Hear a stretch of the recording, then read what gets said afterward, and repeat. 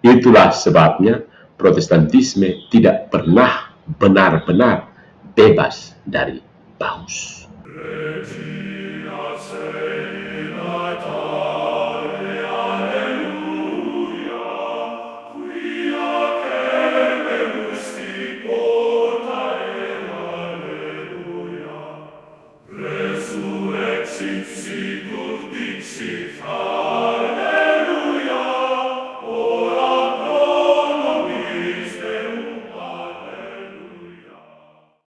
Otoritas manusia bukan pesaing Allah, melainkan apa? Partisipasi dalam otoritas Allah. Rasul mengajar, tetapi Kristus tetap guru sejati. Gereja membaptis, tetapi Allah yang menyelamatkan. Imam memberi absolusi, tetapi Allah yang mengampuni.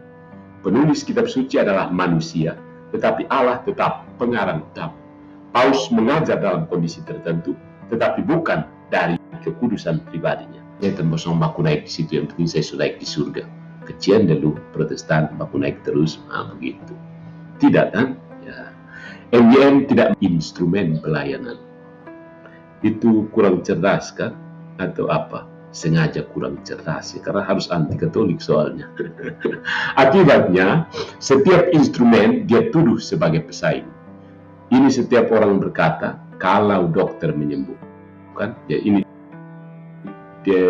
analoginya. Seperti kalau orang berkata bahwa jika dokter menyembuhkan, berarti Tuhan tidak menyembuhkan, ya kan? Logika semacam ini bukan Aristotelian. Ini logika datar, miskin analogi, miskin sakramentalitas. This is the core of Protestantism, bro. Paham, reformat itu kan Protestan kan, Protestantisme kan. Lalu dia memakai paus orang berdosa sebagai peluru, padahal pelurunya kosong. MYM berkata bahwa paus manusia berdosa, maka bisa salah. Karena itu infallibility keliru. Oke, ini terdengar mantap, tetapi secara logika lemah, lembut, lunglai tak berdaya. Para nabi juga manusia berdosa, para rasul juga manusia berdosa, Petrus berdosa, Paulus berdosa, Daud berdosa, Musa berdosa. Tetapi Allah tetap bisa memakai manusia berdosa untuk menyampaikan sabda yang benar. Bukan? Jadi dari fakta paus berdosa, tidak otomatis keluar kesimpulan paus tidak mungkin dilindungi dari kesalahan ketika mengajar secara definitif tentang iman dan moral. Kamu pikir Tuhan itu hanya lepas kita baku naik sembarang kah? Pantas kamu baku naik terus. Nah, ini fallacy of non sequitur, sesat pikir Pak Pendeta. MYM mengaku paham bahwa infallibility bukan impeccability. Dia tahu Katolik tidak mengajarkan paus tidak berdosa, tetapi argumennya tetap kembali ke pola yang sama. Karena paus berdosa, maka paus tidak bisa infalibel. Kalau Daud berdosa, Daud bisa infalibel. Kok standar ganda sih? Ini seperti orang berkata, Petrus pernah menyangkal Yesus, maka surat 1 Petrus tidak bisa menjadi kitab suci. Daud pernah membunuh dan berzina, kenapa Mazmur dipakai oleh orang reformat, oleh MYM sendiri? Kalau begitu, roboh semua nabi dan para rasul bukan? Tapi tetap Protestan hanya bisa berdiri di atas standar janda, alias konsisten untuk tidak konsisten. Kemudian MYM menyerang Petrus dengan biografi, bukan dengan eklesiologi. MYM berkata Petrus labil, ditegur Yesus, menyangkal Yesus, ditegur Paulus. Jadi menurut dia, tidak mungkin Petrus menjadi dasar gereja. Oh ya, lihat kasus Daud kan, standar ganda sekali. Ini retorika yang enak untuk jemaat, tetapi bukan argumen yang kuat. Ini bukan sekedar comot ayat untuk hibur jemaat kita ya. Ini pakai akal budi, nalar. Dalam kitab suci, Allah justru sering mendirikan karya besar melalui manusia yang retak. Ya. Musa gagap.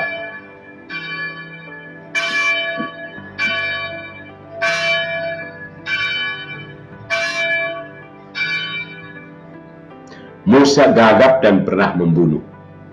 Daud berzina dan membunuh. Harun membuat anak lembu emas. Yunus lari dari panggilan. Petrus menyangkal. Paulus pernah menganiaya gereja. Rupanya MYM yang tanpa dosa ya. MYM Immaculata kah? Kalau kelemahan pribadi membatalkan jabatan ilahi, maka separuh sejarah keselamatan harus dibuang. Katolik tidak berkata bahwa Petrus fondasi karena Petrus hebat secara psikologis. No. Katolik berkata Petrus menerima fungsi eklesial tertentu dari Kristus. Kuncinya bukan kehebatan Petrus. Kuncinya adalah pemberian Kristus. Kristus menjadi pusat dalam kekatolikan. Kalau Protestan pusatnya Alkitab. Ya kan? Di Katolik pusatnya firman Allah, Protestan pusatnya Alkitab. Alkitab itu buatan orang Katolik. Itu pun Alkitab yang ada di Protestan sudah dibuang 7. Firman Allah tidak ada di Protestan. Ya kan? Coba buat satu video untuk menegaskan bahwa firman Allah ada dalam gereja Protestan.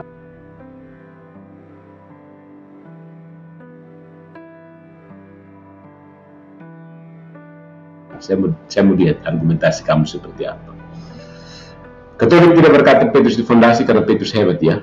Jadi MYM ini menembak US Petrus. Engkau adalah Petrus, bukan engkau adalah MYM. No. Ya.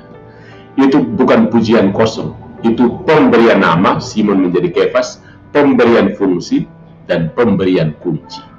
Jangan terlalu pakai tafsir anti Katolik ya. MYM mencoba menyelamatkan diri dengan berkata, dasarnya bukan Petrus, tetapi pengakuan Petrus. Dikotomi palsu, pengakuan Petrus itu melayang-layang kah? Pengakuan milik Petrus kan? Kamu pikir Petrus itu boneka pencet? Ya, teologi reform itu kadang-kadang melihat manusia sebagai boneka pencet Tuhan. Jadi Petrus itu dipencet oleh Tuhan.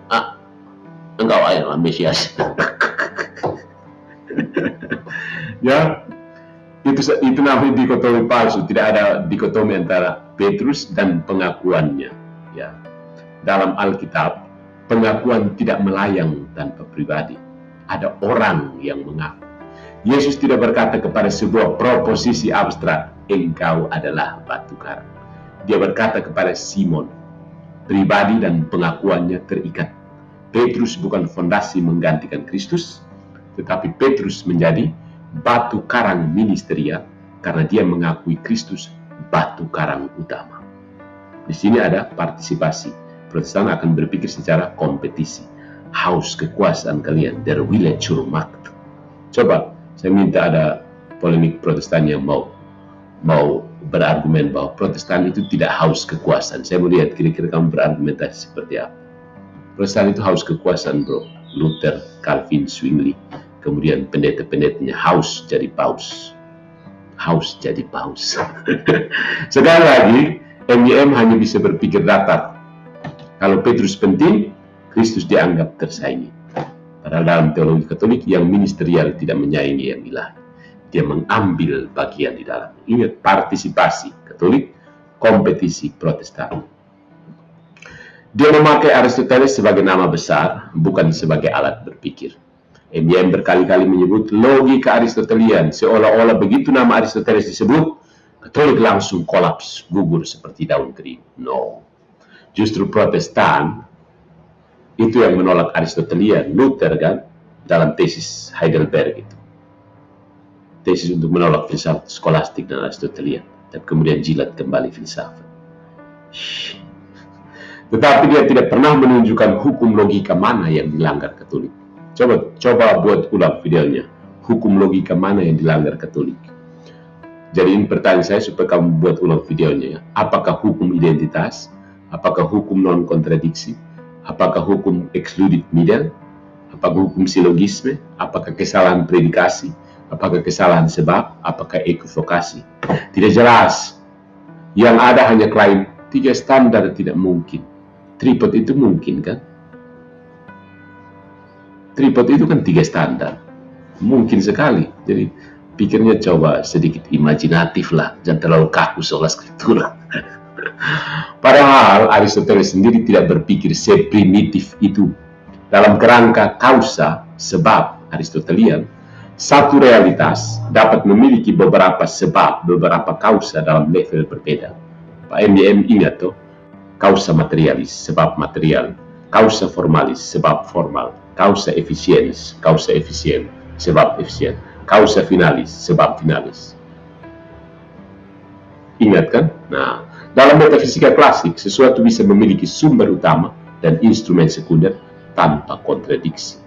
Bukan? Jadi, kalau Katolik berkata kitab suci, tradisi, dan magisterium berada dalam relasi organik, bukan dalam kompetisi datar, itu tidak melanggar Aristoteles. Ya. Yang melanggar kecermatan dari Aristoteles ini adalah MYM yang memaksa semua relasi menjadi seperti 3 presiden rebutan istana. Jadi dia mengambil analogi tapi tidak nyambung ke Aristotelian. Ya, untuk hibur-hibur pendengar Protestan yang ngumpul ke situ. Aristoteles dipanggil sebagai saksi, tetapi MYM malah membuat Aristoteles berdiri di tempat yang salah. Aristoteles dipaksa jadi Protestan. So sad. Kesalahan retorikanya banyak label tapi sedikit pembuktian. MYM gemar sekali menggunakan kata-kata seperti dongeng, konyol, omong kosong, dangkal, tidak paham epistemologi, gugur dalam logika Aristotelian. Itu sebenarnya bagus untuk panggung, dan saya paham pendeta-pendeta Protestan sekarang sibuk menghibur umat Protestan sederhana karena Protestantisme sedang babak belur oleh para apoleg Katolik. Jadi secara pribadi saya paham dan saya mendukung orang-orang Protestan akar rumput perlu dihibur juga. Ya, karena untuk terlalu paham teologi mereka sulit. Tiap hari ojek online atau jualan sayur di pasar mana masa mau belajar teologi kan, jadi hibur mereka lah begitu. Bikin panggung untuk hiburan, panggung hiburan Protestantisme. Tetapi label itu bukan demonstrasi ya. Menyebut sesuatu dongeng tidak membuktikan bahwa itu dongeng, ya kan? Menyebut sesuatu konyol tidak membuktikan letak kekonyolannya. Menyebut logika Aristotelian tidak otomatis membuat argumen menjadi Aristotelian, ya kan? Itu seperti orang yang membawa jas laboratorium lalu mengira dirinya sudah menjadi ilmuwan. Jadi Pak Pendeta, kalau besok-besok pergi check up di rumah sakit, pinjam jas dokternya, lalu coba pakai stetoskop dan beri di depan. Sini saya periksa kau. Ya, banyak orang akan tertarik dengan label, tapi kau bukan dokter kan? Jadi retorika MYM itu kuat di nada, lemah di anatomi, lemah di bok-bok. Dia banyak memukul meja, tapi sedikit membedah struktur. Jadi saya paham itu sebenarnya panggung hiburan untuk audiens akar rumput Protestan. Ya kadang-kadang memang kita perlu menghibur umat akar rumput kita karena teologi terlalu sulit. Ya kadang-kadang oke, hiburan sih. Katolik juga banyak mengadakan seperti itu. Jadi oke, saya paham. Tapi kalau ditujukan ke Patrice Allegro bantai. Nah, ini peluru baliknya MBM. Anda jatuh pada special pleading. Ya, kalau mau, mungkin Anda mau, ya terserah. Tapi saya melihat menangkap bahwa Anda special pleading. Apa? Anda berkata Katolik bermasalah karena punya tradisi magisterium. Tapi ketika Protestan punya tradisi reformat, liturgi reformat, majelis reformat, pengakuan iman reformat, dan pengajar reformat, Anda berkata itu beda karena semuanya tunduk kepada Alkitab. Saya langsung berpikir, ini orang dipikir pakai kata-kata itu sama dengan realitas. Nah ini masalah, Anda sudah jatuh kepada metafisika nominalisme. Sebut satu mobil yang lewat itu Pajero, tetap saja realitasnya pick up yang lewat. Saya mati-matian sebut itu Pajero, wah itu pick up. Tapi terserah kalau kamu mau sebut Pajero. Oke lah, sebut saja Pajero. Tapi yang lewat itu tadi pick up. Pajero dan pick up, beda tuh. Oke. Nah, Katolik juga berkata magisterium melayani sabda Allah. Ya kan? Bukan menciptakan wahyu baru. Ya kan? Jadi MYM memberi dispensasi kepada tradisinya sendiri, tetapi menolak struktur Katolik. Itu yang namanya special pleading. Tanpa alasan jelas, buat pengecualian untuk diri sendiri, atau dengan kata lain, tajam keluar, tumpul ke dalam. Por qué? Jadi sebenarnya selama saya menganalisis argumen-argumen pendeta-pendeta Protestan, hanya itu saja intinya, tajam keluar, tumpul ke dalam. Gas untuk orang luar, marah-marah kepada orang luar, tapi begitu kasus sendiri, oh soalnya tidak apa-apa, yang penting Kristus. Alah, kalau tradisi Protestan boleh karena tunduk kepada Alkitab, maka MDM harus membuktikan mengapa klaim Katolik bahwa magisterium melayani sabda Allah harus ditolak. Bukan sekedar berkata manusia berdosa, karena pendeta reformat juga manusia berdosa, Sinode Protestan juga manusia berdosa, Calvin juga manusia berdosa, Luther juga manusia berdosa, MDM apalagi manusia berdosa kan? Kalau dosa membatalkan otoritas mengajar, maka semua mimbar harus dibakar. Kalau MDM berdosa dan itu tidak boleh mengajar, silahkan tutup akun YouTube-nya.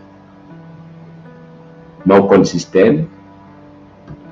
Kelemahan terdalam MDM adalah dia tidak bisa membedakan teks, kanon, tafsir, dan otoritas. MDM pikir, dia mengira dengan menunjuk Alkitab semua selesai, semua beres. Padahal ada 4 lapis yang berbeda. Yang pertama teks, itu apa yang tertulis. Yang kedua kanon, kitab mana yang termasuk kitab suci. Yang ketiga tafsir, apa makna teks itu. Yang keempat otoritas, siapa yang berwenang menyelesaikan konflik tafsir. Reformat kah? Reformat dapat mandat khusus dari siapa?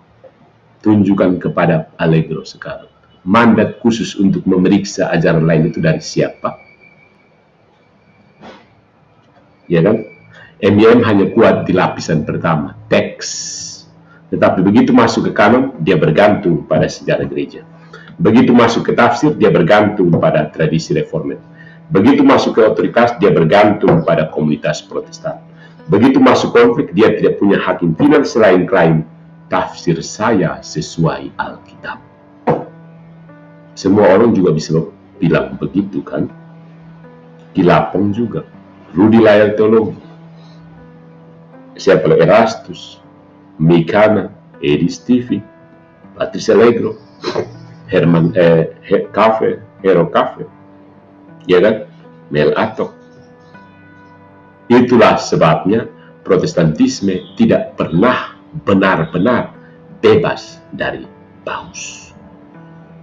Dia hanya pengganti paus Roma dengan paus kecil, paus sinode, paus pendeta, paus profesor, paus YouTube, paus tafsir pribadi. Tiada dilepas, mentalitas tetap tinggal, bukan? Nah, MDM ingin membongkar Katolik dengan epistemologi, tetapi yang terbongkar justru epistemologi MDM sendiri.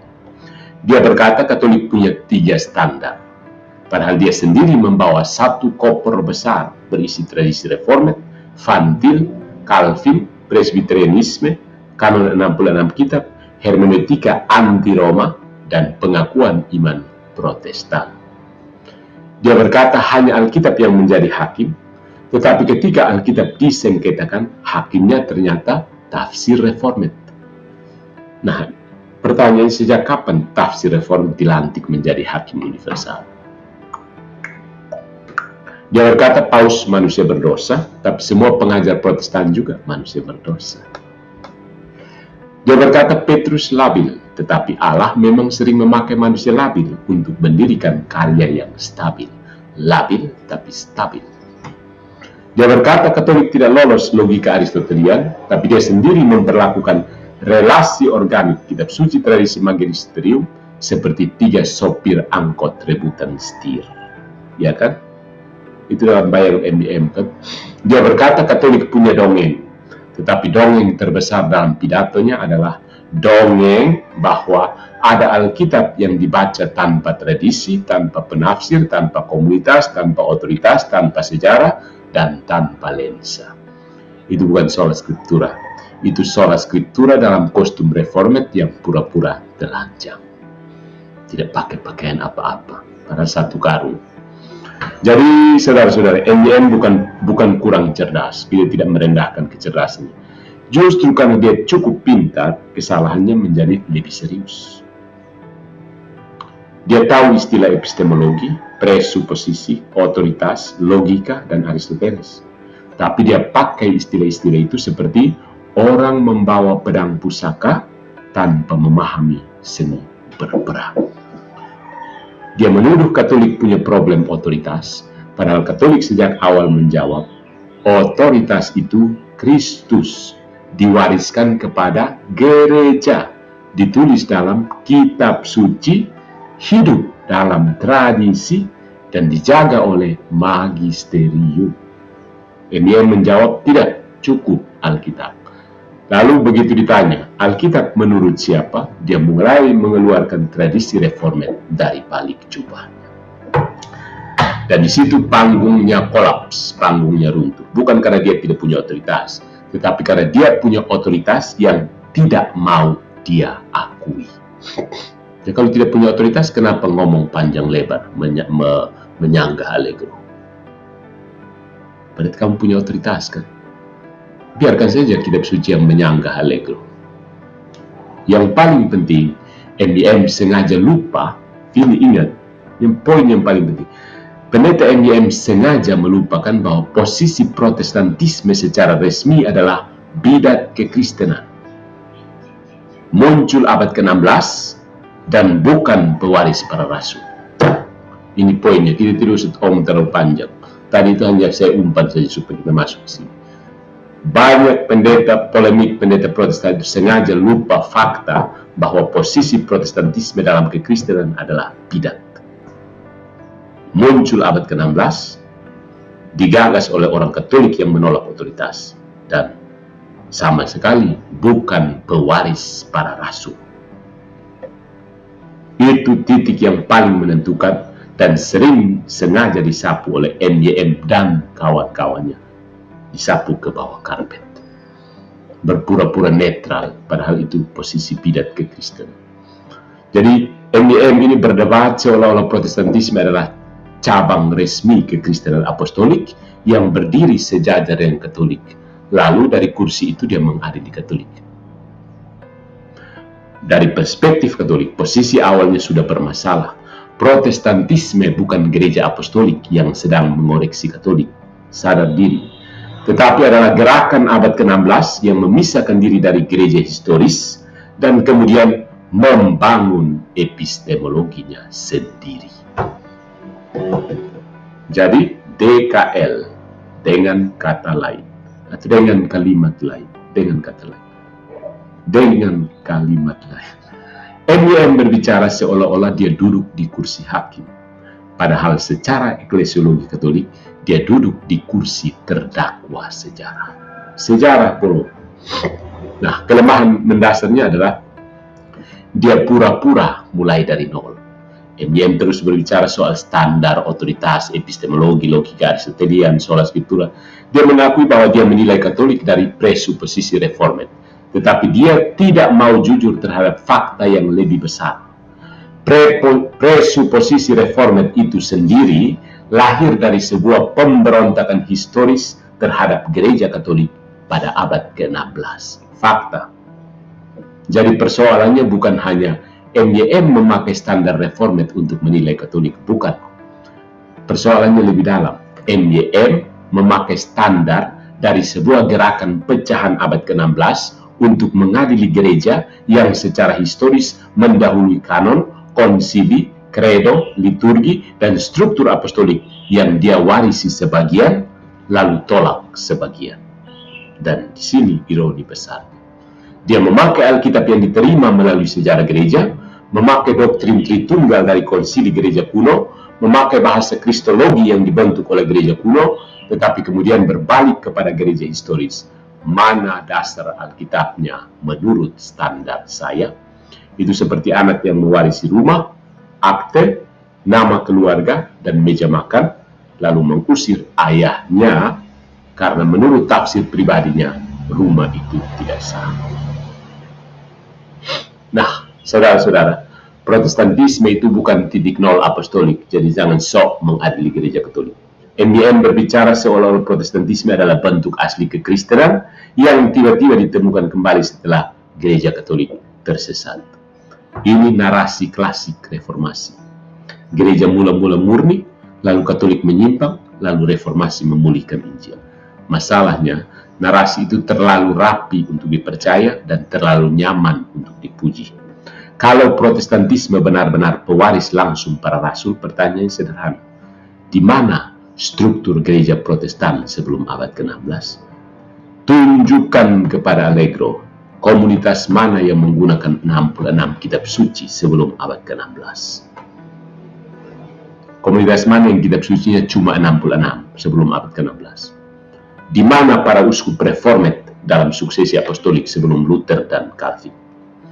Di mana komunitas Kristen apostolik yang mengajarkan sola scriptura, menolak sakramen Katolik, menolak imamat ministerial, menolak otoritas paus, menolak deuterokanonika, menolak ekaristi sebagai kurban, menolak doa bagi orang mati, dan tetap berada dalam kontinuitas historis yang jelas dari para rasul? Tunjukkan. Biasanya jawabannya kabur. Gereja sejati selalu ada, tetapi ketika diminta alamat historisnya, yang muncul hanya bayangan dan halusinasi. NYM menuntut Katolik menunjukkan dasar apostolik untuk dogma-dogma Katolik. Baik, tetapi Protestantisme juga harus ditanya.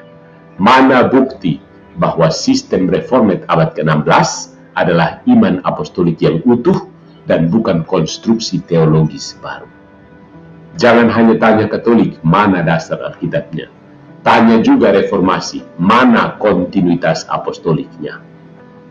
Ya, dalam kategori Katolik, Protestantisme adalah bidat, bukan sekedar denominasi lain. Ini yang harus ditegaskan supaya menutup pertandingan pingpong. Nanti mau mulai tanding pingpong baru, silahkan kita tutup sekarang. Dari perspektif Katolik klasik, Protestantisme bukan sekedar variasi gaya ibadah, bukan sekedar gereja saudara yang beda selera musik, bukan sekedar komunitas Kristen lain yang kebetulan tidak punya paus. Protestantisme adalah pecahan dari tubuh gereja barat yang menolak otoritas gereja, menolak beberapa ajaran dogmatis, menolak struktur sakramental, dan membangun prinsip formal baru, sola scriptura. Jadi secara Katolik, problem Protestantisme bukan hanya salah tafsir ayat. Problemnya jauh lebih dalam. Dia kehilangan bentuk apostolik gereja. Bisa saja masih mempertahankan banyak kebenaran Kristen, Alkitab, Kristus, Tritunggal, pembaptisan, doa, moralitas dasar. Tapi itu bukan bukti bahwa dia adalah kepenuhan gereja apostolik. Itu bukti bahwa dia masih membawa sisa-sisa warisan Katolik yang belum berhasil dia buang. Protestantisme hidup dari modal yang dia warisi dari gereja lama, lalu menggunakannya untuk menggugat gereja yang memberinya modal itu. Nah, NDM lupa bahwa Alkitabnya pun datang melalui gereja yang dia gugat. Dia berkata bahwa standar final hanya Alkitab. Tetapi Alkitab sebagai kanon tidak jatuh dari langit dalam bentuk daftar isi 66 kitab berbahasa Indonesia.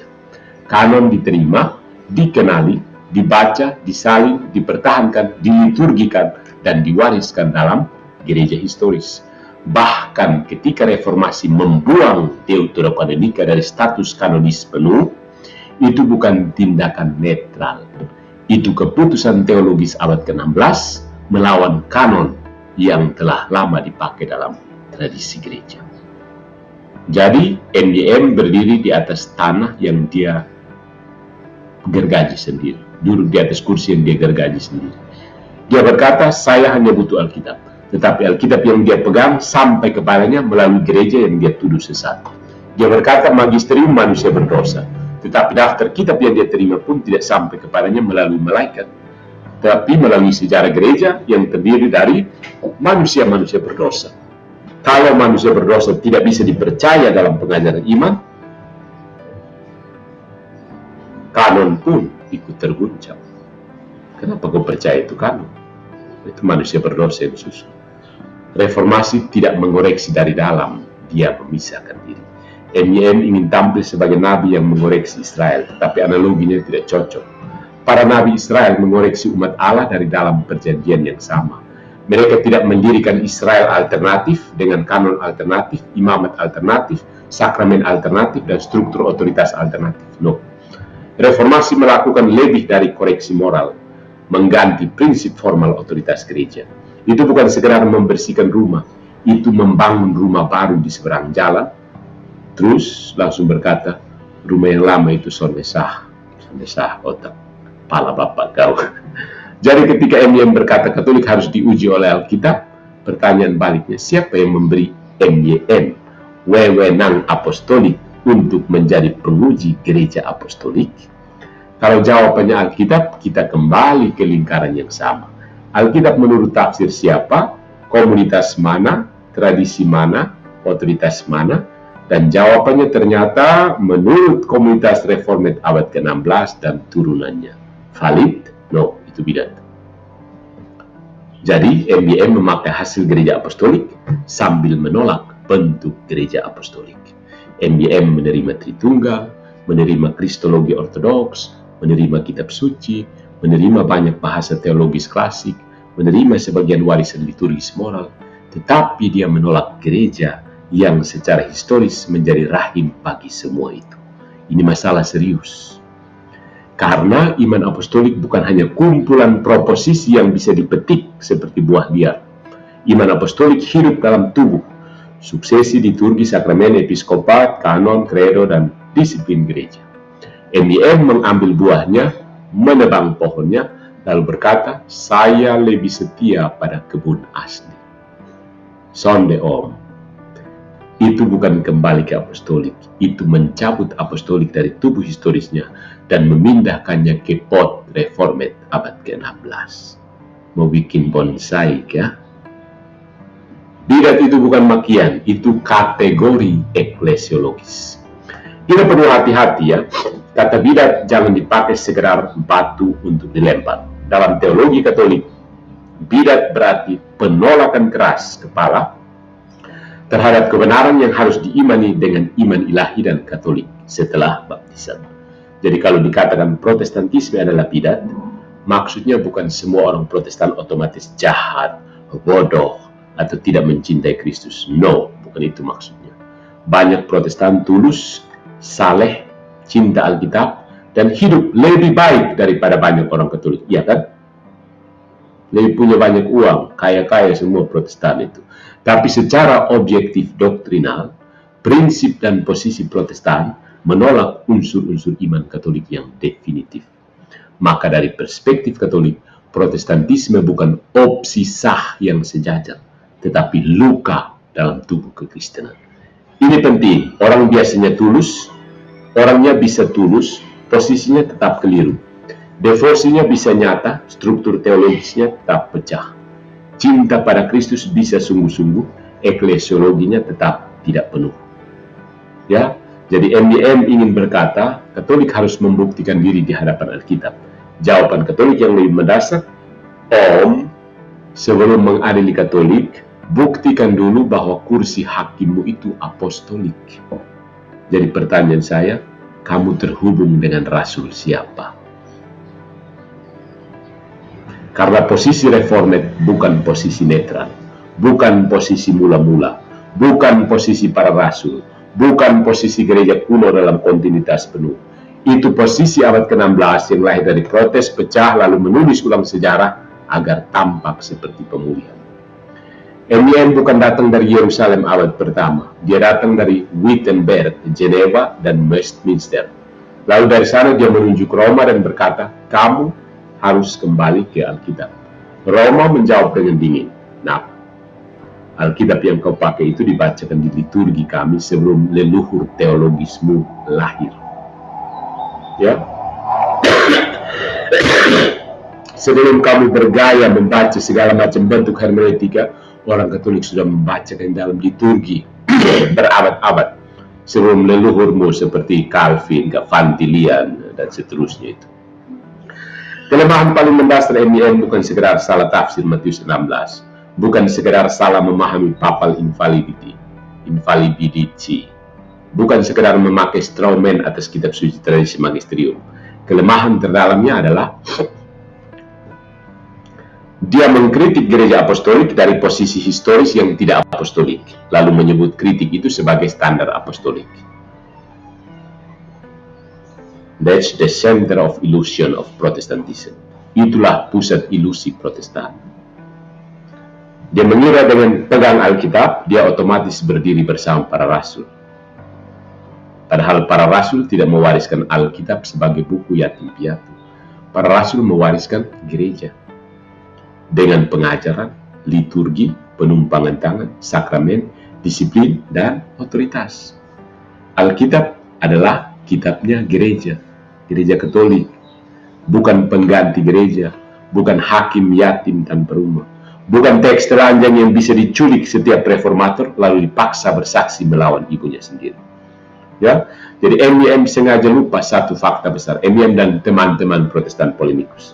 Protestantisme datang terlambat. Terlambat secara historis, terlambat secara eklesiologis, terlambat secara sakramental, terlambat dalam klaim otoritas. Dia datang setelah kanon terbentuk, setelah Tredor dirumuskan, setelah konsili-konsili besar bekerja, setelah liturgi berabad-abad menghidup gereja, setelah darah para martir menyuburkan tanah iman, setelah struktur episkopal berdiri, setelah tradisi apostolik mengalir panjang. Lalu datang pada abad ke-16, lalu berkata bahwa mulai sekarang kami yang paling alkitabiah. Sorry, itu bukan reformasi apostolik. Itu amnesia sejarah yang diberi jubah teologi. Dan amnesia, lupa ingatan, betapapun fasihnya berbicara tentang epistemologi, tetap saja namanya amnesia. Keep calm and stay away from anti-Catholicism.